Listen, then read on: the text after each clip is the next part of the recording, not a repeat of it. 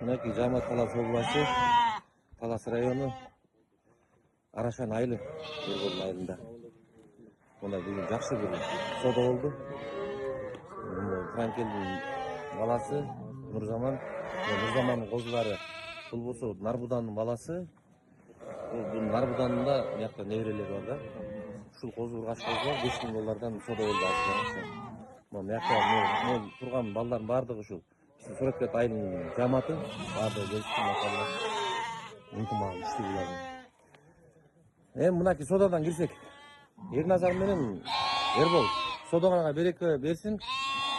Ербол сен бир аз могу козуларга токтолуп каржы макалдарын айтып койсоң, биз бирге чалабыл айттык. Козулар ата жагына келсек, ата жагы Франкелдин баласы Нурзаман деген кочкорубуздун козулары. Бул козу Нарбудандын баласы. Эне жактар болсо ар кандай 3-4 кочкордон основной Нарбудандын кыздары бар, энелеринен ана Бельтан деген кочкорубуздун кыздарынан Линиясынан, линиялар основной ошолордун да. Акчаңарды айтып койгула. Козу сага буйрузун да.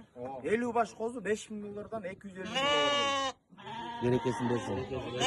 Ерназар сен да береке тап, ушул козулар менен селекцияны улантып, сен да бир чоң энеге жеткен селекционерлерден бол.